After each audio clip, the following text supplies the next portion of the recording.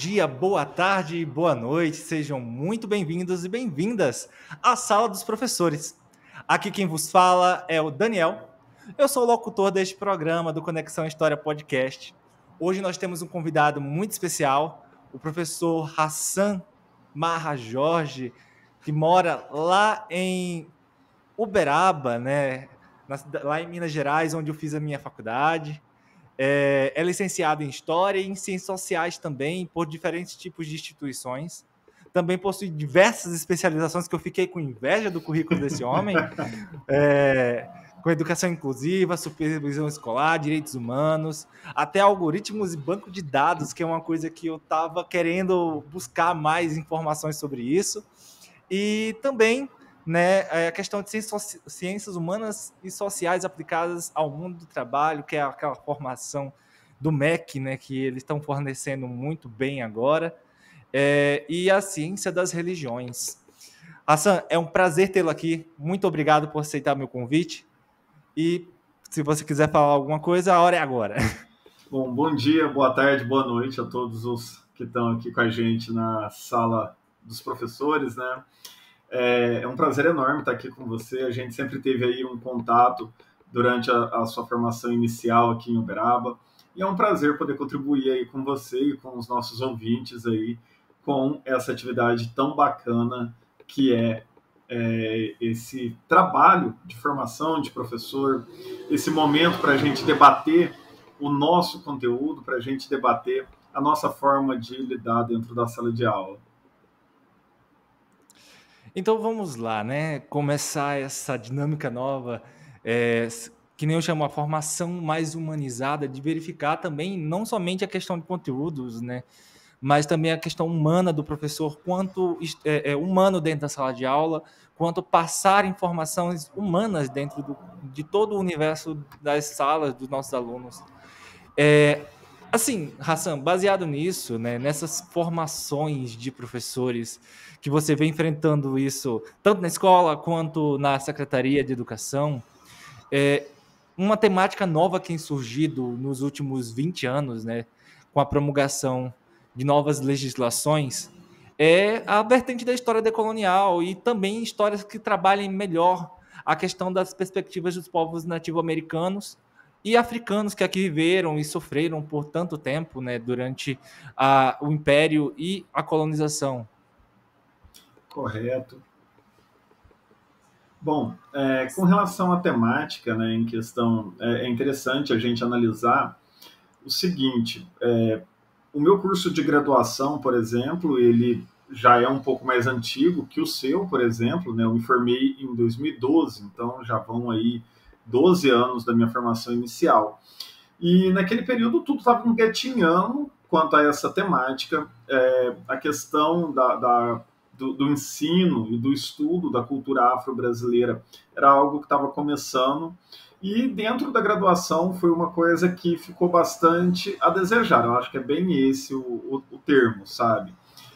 Para acabar de ajudar, minha turma foi a primeira turma de História da faculdade que eu fiz. Então, assim, tudo era novo, tanto para a instituição quanto para nós, alunos.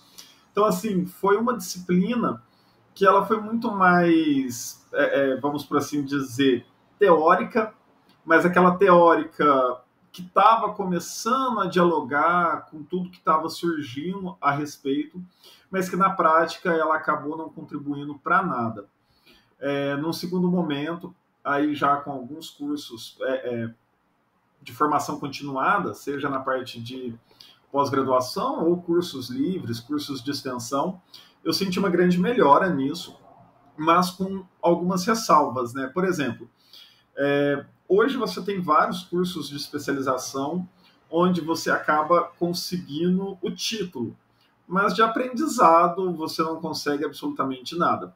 Por outro lado, você pega, por exemplo, o curso que você ainda citou, né, de especialização em ciências humanas e sociais, que o MEC oferece, né, pela plataforma deles, em parceria com a Universidade Federal do Piauí.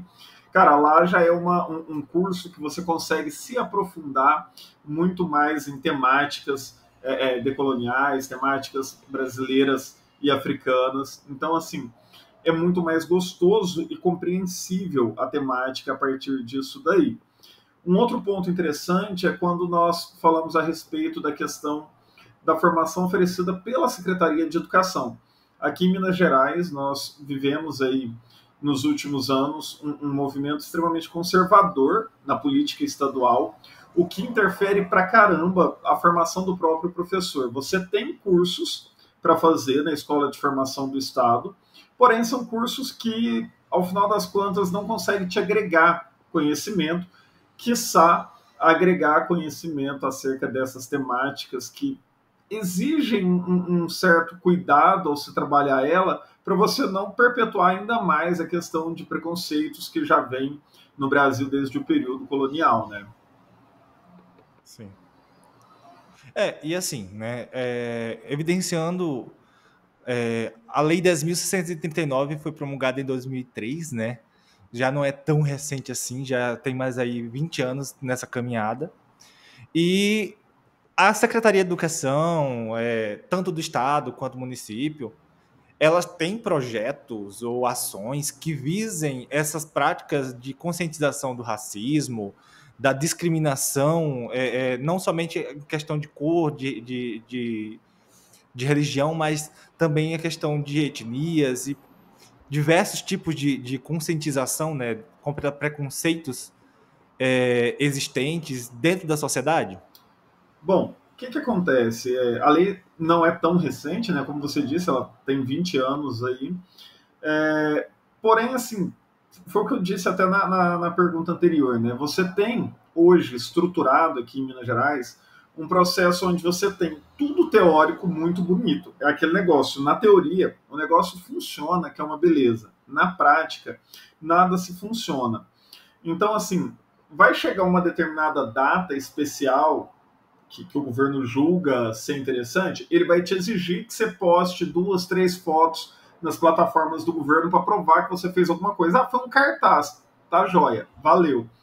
Mas na prática você não consegue trabalhar aquilo de forma correta dentro do dia a dia escolar. Por que você não consegue? É proibido? Não, não é questão de ser proibido. Eu acho que a questão vai muito mais além disso. É uma cobrança extensa em torno de vários aspectos desnecessários, onde você acaba ficando sobrecarregado e essas temáticas mais importantes acabam sendo renegadas pelo próprio sistema e por pressão que o professor sofre no sentido de ter que entregar outros produtos que não aquele da temática específica. Um exemplo disso, o governo de Minas aqui foge um pouquinho até do que a gente está trabalhando, mas está ligado a essa questão de preconceito. Ele tem uma plataforma para se trabalhar a questão de violência nas escolas. E aí, dentro da legislação específica do Estado, fala todos os tipos de violência: violência física, psicológica, bullying, preconceito. O que acontece? Na prática, todas as escolas deveriam registrar nessa plataforma casos de violência dentro da unidade de ensino. Ocorre na prática? Não. Ninguém coloca. Por quê? Porque o Estado ele vai falar assim, olha, nessa escola eles não estão sabendo lidar. Aí vem Superintendência Regional de Ensino, que vai cobrar da direção, que vai cobrar do professor, que não tem como cobrar do aluno. Porque hoje, se o professor ele olha para um aluno de uma forma diferente, ele já está praticando bullying, preconceito, pegando no pé. Então, assim, é uma coisa que o pessoal prefere não passar para frente, resolve interno e está tudo bem.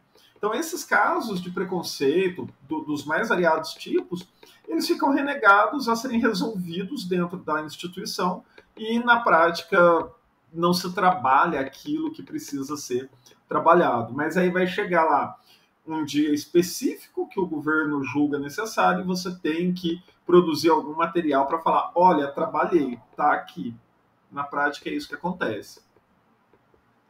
E assim, dentro da escola, né, fora a data do dia 20 de novembro, que Uberaba agora é federal, né, mas Uberaba já tinha a prática de dar feriado no dia 20 de novembro, fora a data da semana do dia 20, se trabalha se consegue se trabalhar, né, a escola, o planejamento, a coordenação permite trabalhar alguns desses temas relacionados à questão da afrodescendência, dos indígenas, não necessariamente nessa semana?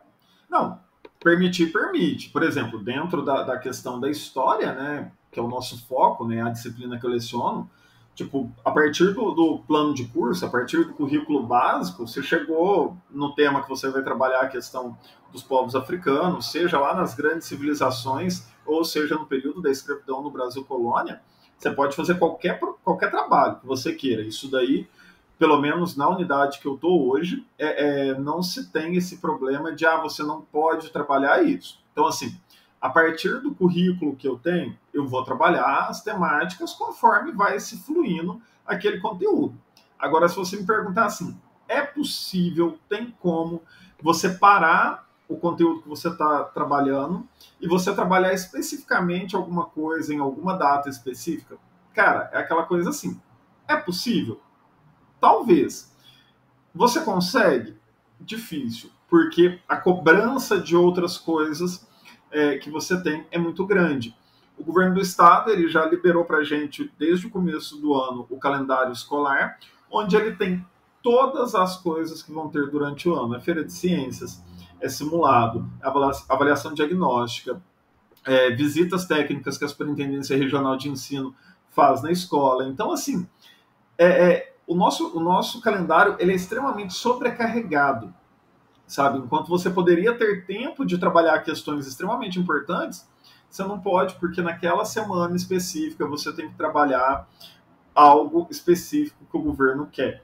Seja por vontade própria, seja porque tem alguma legislação que cobra que se trabalhe aquilo, mas então isso vai sobrecarregando o seu dia a dia. Mas como eu disse, acho que na prática, a partir do plano de curso que você tem, o currículo que você tem, é sempre permitido trabalhar qualquer temática ali, até mesmo a questão dos temas transversais que você pode encaixar dentro desses temas. Entendi. Agora, mudando um pouco o foco, né? Você falou a respeito de plataformas digitais que o governo oferece, e surgiu um boom, né, durante o período da pandemia, Nossa. dessas plataformas, né? A pergunta, ela é dividida em duas questões, Sim. né?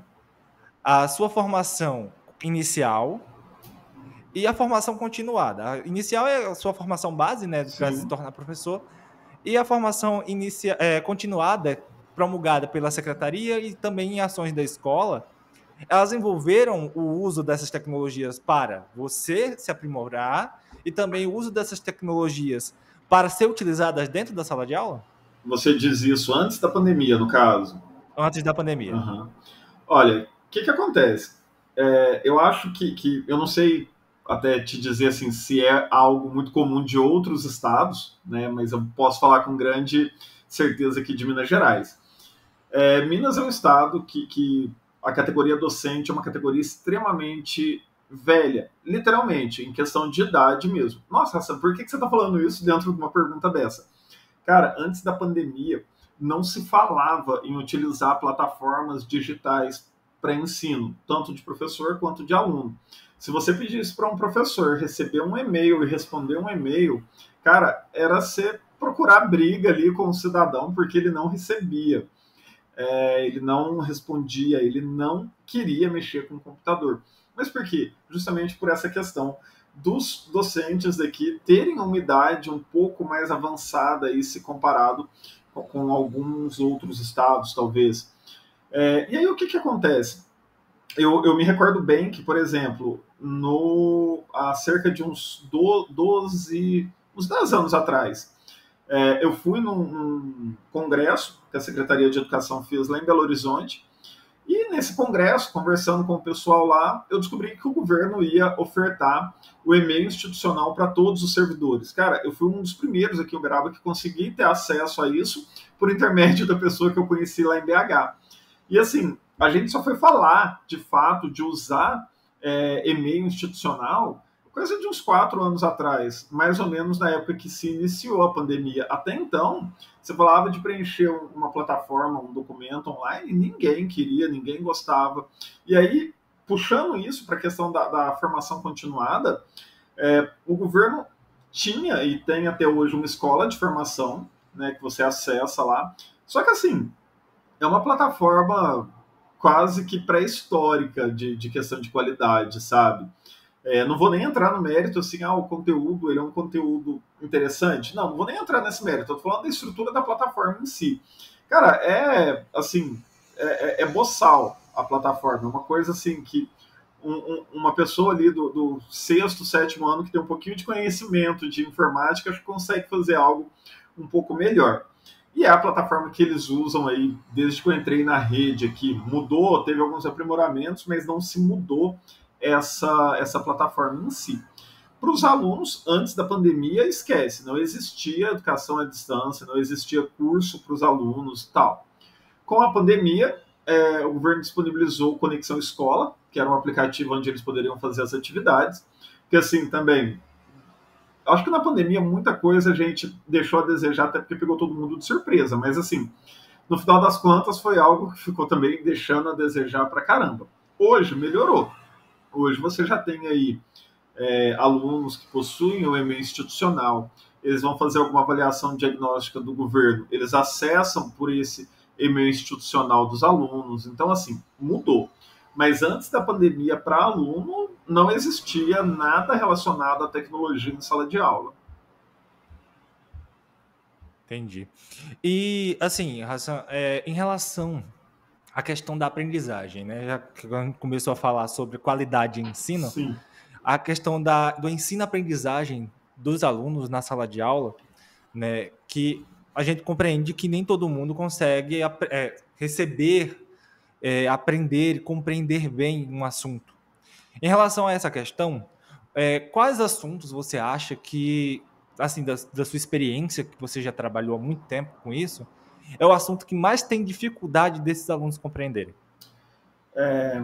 Eu acho que essa resposta, eu acho que eu teria que dividir ela em duas partes, né? Primeiro, tipo, te responder de bate-pronto. Olha, qual que é o tema que a molecada tem mais dificuldade de aprender? Pré-história. Pré-história, para mim, é algo que o pessoal tem uma dificuldade extrema. Acho que por ser nomes, às vezes, técnicos demais, localidades que hoje tem um nome, antigamente tinha outro nome, e por estar também muito longe, né, do, da nossa realidade, né, vamos por assim dizer, eles têm uma dificuldade muito grande em compreender esses conceitos. Conforme você avança na história e vem mais próximo, né, do momento atual, esse conteúdo para eles vão se tornando um pouco mais tranquilo e mais compreensível, né? Aí eu falei que a pergunta tinha que ser dividida em duas partes. Por quê? Porque, para além disso, além dessa parte da pré-história, a meu ver, se o que os meninos têm mais dificuldade, eu faria um outro apontamento. O perfil do aluno das escolas, principalmente ali do início da pandemia para frente, ele mudou demais. Eu sou uma pessoa, sou um professor que, assim, eu vou defender o uso de tecnologia em sala de aula em todos os momentos, sem dúvida. Eu acho que é algo que é muito válido. Porém, a questão da maturidade dos alunos para com essa questão da tecnologia, né? É muito complexo. Por que é complexo? Porque eles não têm maturidade para usar a tecnologia a favor do próprio conhecimento. Então, isso daí dificulta muito. Você está dentro de uma sala de aula com 35, 40 meninos, e aí você tem que pegar, tem que explicar seu conteúdo em uma, duas aulas, ensino médio, por exemplo. Segundo e terceiro ano, eles têm uma aula de história por semana. Você tem que trabalhar todo aquele conteúdo que está no plano de curso, que está no currículo, só que você tem que competir com eles que estão no celular vendo vídeo, que eles que estão no celular vendo joguinho, etc, etc. Ali o professor perde, entendeu? Você pode, sei lá, cara, você pode entrar vestido de Batman dentro da sala que você não vai conseguir ganhar deles com isso, entendeu? Então, assim, eu acho que essa imaturidade que surgiu e que ganhou mais força a partir da pandemia com o uso das tecnologias atrapalhou um pouco o aprendizado de tudo. Aí, nesse caso, assim, de todo o conteúdo de forma geral. E assim, a gente precisa dizer que houve um processo de reinventação do professor também, né, Hassan? Você teve que, depois da pandemia, todos os professores mais velhos aí de Uberaba, pelo menos que eu conheço, tiveram que se reinventar para poder tentar competir contra isso, né? E Não, aí é onde sem entra, dúvida, sem dúvida. e aí é onde entra a nossa pergunta novamente, né? A questão da metodologia. Como a gente consegue trabalhar diversas metodologias, né, que talvez funcionem. A gente vê que a Secretaria de Educação, por exemplo, em especial a Secretaria de Educação de Uberaba, que eu conheço um pouco da legislação, força o professor a trabalhar sala de aula invertida, metodologias mais ativas, né? Não pode mais trabalhar algumas questões mais tradicionais dentro do ambiente da sala de aula, porque tem que se reinventar nesse sentido. E toda hora tem que estar fazendo uma metodologia nova. E aí é onde entra a pergunta. Qual metodologia você acha que mais dá certo para as aulas de história? Quais as suas metodologias próprias, que a gente, como professor, também tem essa questão da metodologia própria, de a gente também querer inventar meios de tentar burlar esses processos de não aprendizagem do aluno, né, para que eles fiquem mais engajados dentro da sala de aula. Olha, eu acho que essa questão da metodologia é algo que me fascina, não é de hoje. Eu digo que assim, a metodologia ela envolve tantos aspectos importantes que nossa, acho que daria para fazer aqui um outro vídeo para a gente trabalhar só esse tema, sabe? Mas eu digo assim, a Secretaria de Educação do Estado, ela não força você a trabalhar com metodologias diferenciadas, todavia ela te sugere mil coisas maravilhosas para se trabalhar. Só que aí, novamente, funciona no papel, entendeu? Eu estou numa escola que, por exemplo, do terceiro ano do ensino fundamental, do quarto ano do ensino fundamental até o terceiro ano do ensino médio, ela é integral. Os meninos entram na sala de aula às 7 da manhã e saem da escola 4:30 da tarde. É aquela coisa. Se você pegar a aula para dar aula para eles à tarde, acabou. Você perdeu. Por quê? Cara, você fica o dia todo na escola. Você pode fazer a aula mais diferente possível. É cansativo. Ainda mais para o aluno que é imaturo, né? Então, por exemplo, durante as minhas aulas, eu busco trazer para os alunos situações concretas. Eu tenho visto que é o que mais consegue fazer com que eles compreendam o conteúdo. Então, você vai trabalhar Idade Média, surgimento dos primeiros bancos, cara, pede para eles trazerem moeda antiga, dinheiro, cédula, né, antiga, para ver a diferença, como que poderia ser, qual o valor de cada uma. Lá no sexto ano, você vai trabalhar a pré-história. Gente, vamos montar um fóssil aqui? Cara, pega um osso de algum animal, espinho de peixe lá, pega gesso, vai fazer com eles ali, vai montar um papiro com eles a partir de uma aquelas faixas de atadura, né, de pôr no braço. Então, assim, quando você trabalha na prática, eles entendem muito mais, é muito mais gostoso. E eu percebo que eles conseguem aprender mais dessa forma, por exemplo, do que saindo a campo para fazer visita em algum lugar, por exemplo, a um museu. Por quê? Porque muitas vezes o que tem ali no museu foge um pouco da realidade prática do que ele poderia compreender. Então, assim, eu gosto de trabalhar muito isso. No ano passado, uma outra coisa que foi bem interessante, que acho que é uma experiência positiva que eu tive, foi no aniversário de Uberaba. Né? Então, no aniversário de Uberaba, no ano passado, eu produzi com eles um álbum de figurinha. Peguei com eles os principais pontos turísticos da cidade, mandei imprimir naquele papel autocolante, mandei recortar, fiz o álbum de figurinha impresso para eles na folha sulfite, colei, arrumei direitinho e entreguei. E depois eu fui entregando os pacotinhos de figurinha para eles. Ó, agora vocês se viram, vocês vão se trocar entre si aí e vocês vão completar o álbum de vocês. O número de figurinha dava para completar todos os álbuns, então era só uma questão de trocar a figurinha entre eles mesmo. E aí, a partir dessa figurinha, um texto ao lado explicando um pouco mais sobre a história daquele local, a história daquilo que estava sendo representado ali. Então, quando você parte dessa prática, você consegue ter bons resultados. E aí, assim, você citou, né, essa questão de sala de aula invertida, debates, etc. É aquela coisa. Turmas de ensino médio, você consegue trabalhar de forma muito mais tranquila essas metodologias onde ele vai ser o ator do conhecimento propriamente dito.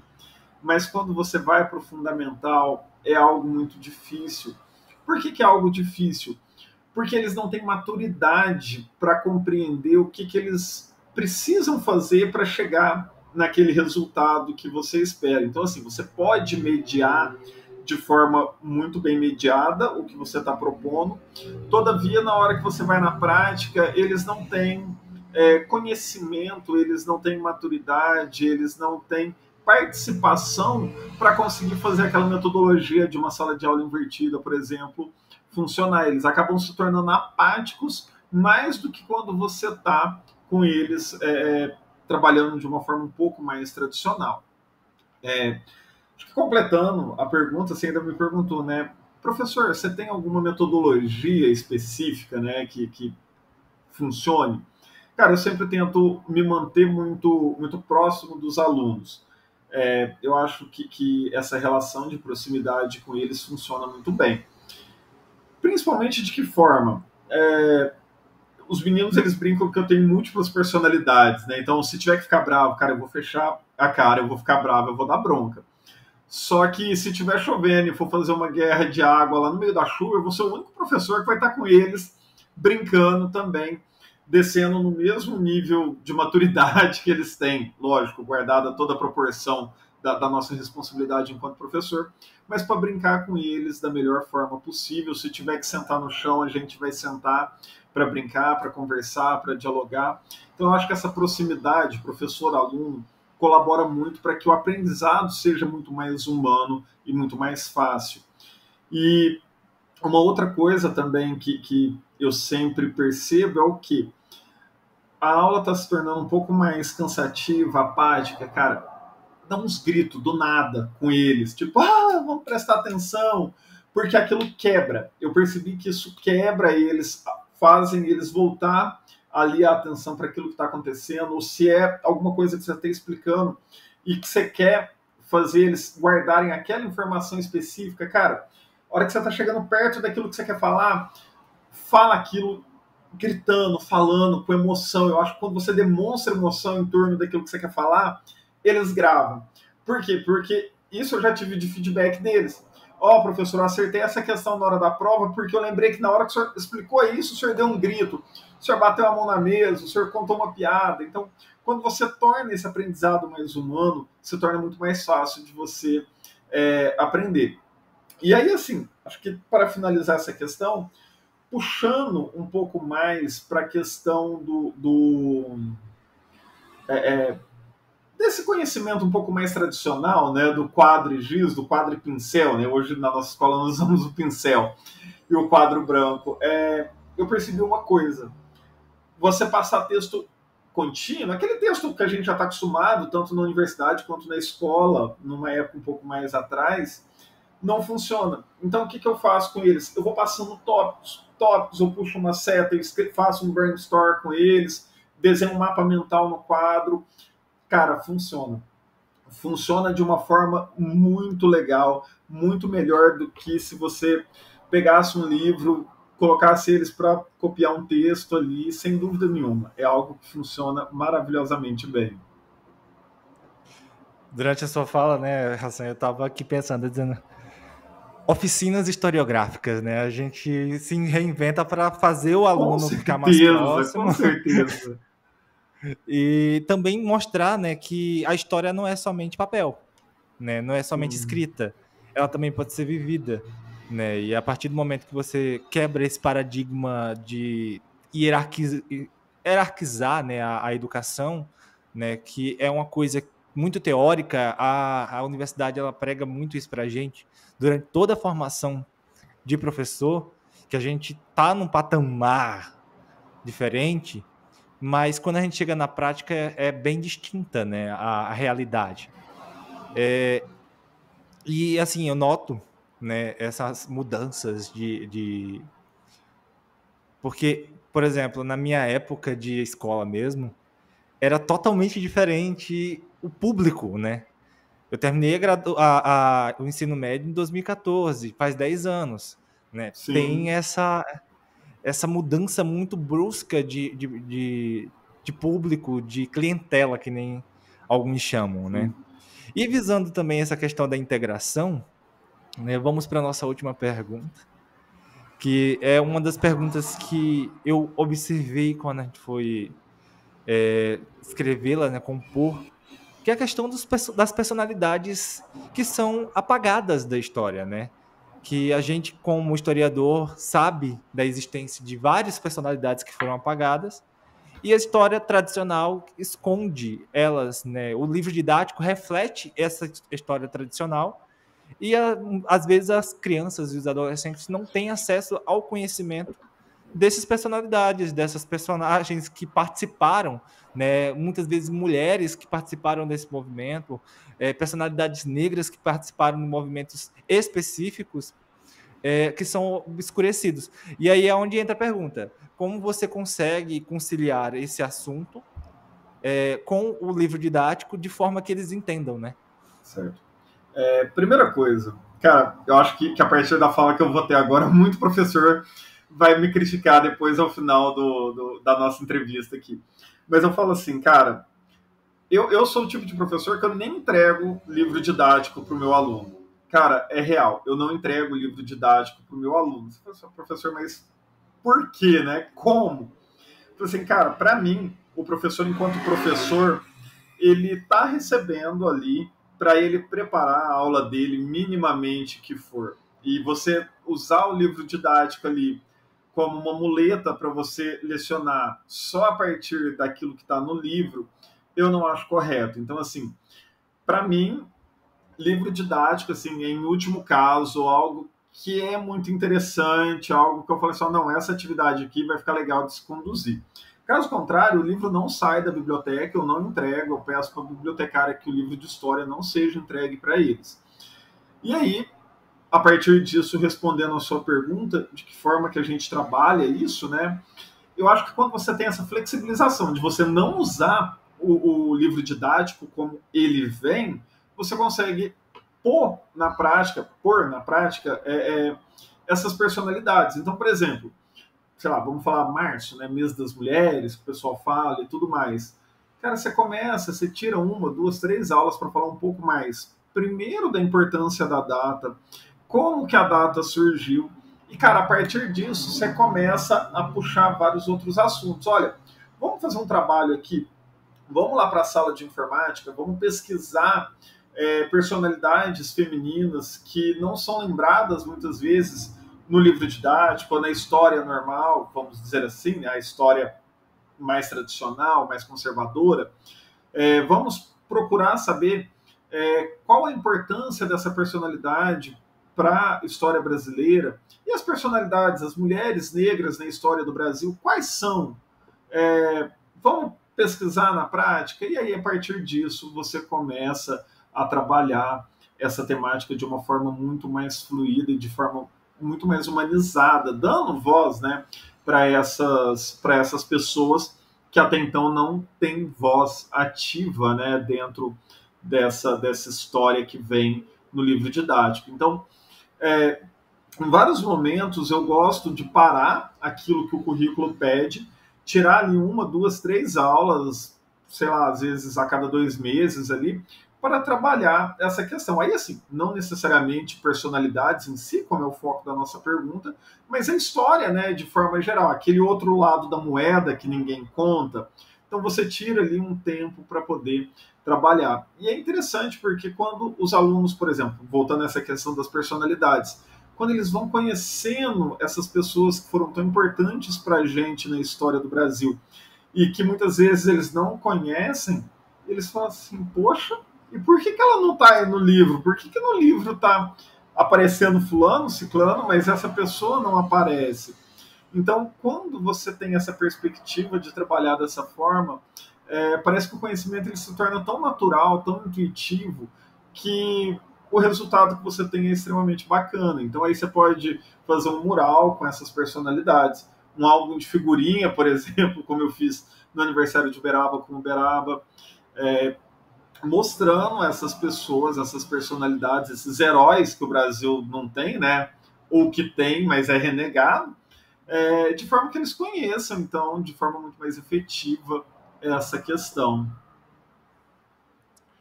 Excelente, Hassan. Eu gosto muito da nossa entrevista, né? Infelizmente chegamos ao fim das nossas perguntas por hoje, mas já fica o convite para a gente voltar a conversar, né? Daqui a um Vamos tempo. marcar, é só marcar que a gente tá aí. E assim, eu gostaria muito de agradecer novamente, né, a sua disponibilidade, a sua proatividade de vir aqui, né, porque tem pessoas que também não gostam de se expor Com assim, de certeza. participar de uma pesquisa, mas eu acho importante essa interação entre a história pública e o ensino de história, né, e a vivência também das formações com os professores, porque isso é uma troca de experiências, de vivências, né, que às vezes a sua experiência pode me ajudar a resolver alguns problemas na minha sala de aula do futuro, por exemplo. Com Coisas certeza. simples, Isso é mas simples, que é mas necessário. flui, né? Flui. Sim. Essa troca de experiência, eu acho que é uma coisa que eu sempre senti falta, tanto na formação inicial quanto na formação continuada. Temos muitos teóricos que nunca pisou no chão de fábrica, que nunca pisou numa sala de aula. E aí você tem pinturas maravilhosas, mas que você não consegue pintar, que você não consegue usar. E essa troca, esse feedback aqui na prática é algo que sempre me fascinou muito. Então é algo que eu começo a falar, eu empolgo e aí a gente vai falando um bom tempo.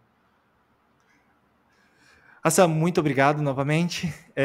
Querido ouvinte, chegamos a mais um fim de episódio, né? Hoje aqui com o nosso amigo Hassan. Esse episódio vai ficar disponível em 2 plataformas diferentes, então já pode ficar aí atento para assistir o próximo episódio.